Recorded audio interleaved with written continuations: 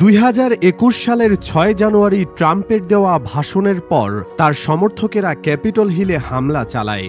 ক্ষমতা গ্রহণের পরপরই সেই অভিযোগে গ্রেফতার হওয়া প্রায় 1600 জনকে ক্ষমা করে দিলেন যুক্তরাষ্ট্রের 47তম প্রেসিডেন্ট ডোনাল্ড ট্রাম্প। গত 20 জানুয়ারি তাদেরকে মুক্ত করার জন্য একটি নির্বাহী আদেশে সই করেন তিনি। বিষয়টি নিশ্চিত করেছে বার্তা সংস্থা রয়টার্স। 2021 সালের 6 জানুয়ারি যুক্তরাষ্ট্রের ক্যাপিটল হিলে হামলা চালায় ট্রাম্পের সমর্থক একদল ব্যক্তি। ডোনাল্ড ট্রাম্পপন্থী বিক্ষোভকারীদের কংগ্রেস ভবনে ওই হামলার ঘটনায় অন্তত 5 জন প্রাণ হারান। ডেমোক্র্যাটরা ওই হামলায় উস্কানি দেওয়ার জন্য ডোনাল্ড ট্রাম্পের বিরুদ্ধে অভিশংসনের উদ্যোগ নিয়েছিল। পরে সিনেটে 2/3 ভোট না থাকায় ট্রাম্প শাস্তি থেকে রেহাই পেয়ে যান। এদিকে ডোনাল্ড ট্রাম্পের শপথ গ্রহণের দিনে প্রায় পুরোটা সময় তার সমর্থকরা ডিসি জেলের বাইরে অপেক্ষা করছিলেন। ক্যাপিটলে হামলার সাথে জড়িত হাজার দেড়েক সমর্থককে মুক্তি দেওয়ার ইঙ্গিত কয়েক মাস আগে থেকে দিয়ে রেখেছিলেন ট্রাম্প। সোমবার শপথ নেওয়ার পর দেওয়া ভাষণে ট্রাম্প ঘোষণা করেন ওভাল হাউসে পৌঁছেই তিনি 6 জানুয়ারির ঘটনার জন্য অভিযুক্তদের ক্ষমা করবেন। ক্যাপিটল হিলে আক্রমণের জন্য জেলবন্দী ব্যক্তিদেরকে ডোনাল্ড ট্রাম্প রাজনৈতিক বন্দী হিসেবে চিহ্নিত করেছেন এবং তিনি তাদেরকে ক্ষমা করে দেওয়ার প্রতিশ্রুতি দিয়েছিলেন। দ্বিতীয় হামলার ঘটনায় করা মামলার প্রধান আইনি কৌশলী ডেরেক স্ট্রম বলেন, বন্দীরা যুক্তরাষ্ট্রের স্থানীয় সময় সোমবার দিবাগত রাতের আগে ওয়াশিংটনের কারাগার থেকে মুক্তি পাবেন। এদিকে দ্বিতীয়বারের মতো যুক্তরাষ্ট্রের প্রেসিডেন্ট হিসেবে শপথ নেওয়ার পর ডোনাল্ড ট্রাম্প যেসব নির্বাহী আদেশে সই করেছেন তার মধ্যে একটি হলো যুক্তরাষ্ট্রের দক্ষিণ সীমান্তে জাতীয় জরুরি অবস্থা জারি, আরেকটি হলো জন্মসূত্রে নাগরিকত্ব আইন সংক্রান্ত।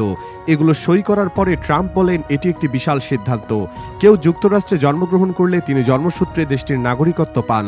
এই বিধান বাতিলের প্রতিশ্রুতি দিয়েছিলেন ট্রাম্প। শপথ নেওয়ার পর এ সংক্রান্ত নির্বাহী আদেশে সই করেছেন তিনি।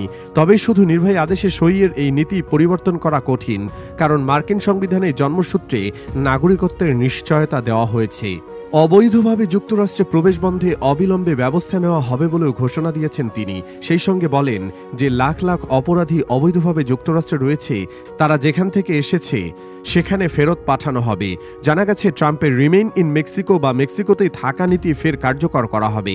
সীমান্ত এলাকায় আরও সৈনিক ও জনবল পাঠানো হবে বলেও ঘোষণা দিয়েছেন তিনি। নেশাজাত দ্রব্যের চক্র বা কার্টেলগুলোকে বিদেশি বিচ্ছিন্নতাবাদী সংগঠন হিসেবে ঘোষণা করা হবে এসব নির্বাহী আদেশে।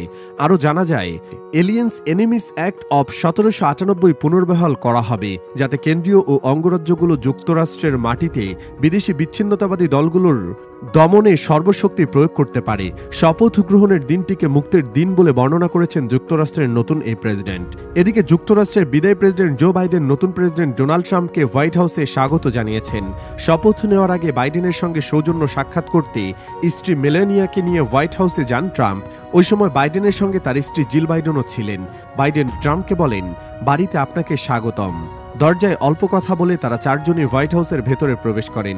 20 জানুয়ারি বাংলাদেশ সময় রাত 11টায় ওয়াশিংটন ডিসির কংগ্রেস ভবনের ভেতরে ক্যাপিটল রোটুন্ডায় দেশটির 47তম প্রেসিডেন্ট হিসেবে শপথ নিয়েছেন ট্রাম্প। এর মধ্য দিয়ে 248 বছরের মার্কিন ইতিহাসে দ্বিতীয় ব্যক্তি হিসেবে এক মেয়াদের বিপরীতে দ্বিতীয়বারের মতো আনুষ্ঠানিকভাবে হোয়াইট হাউসের মসনদে বসলেন তিনি। ট্রাম্পের আগে শপথ নেন ভাইস প্রেসিডেন্ট জেডি ভ্যান্স।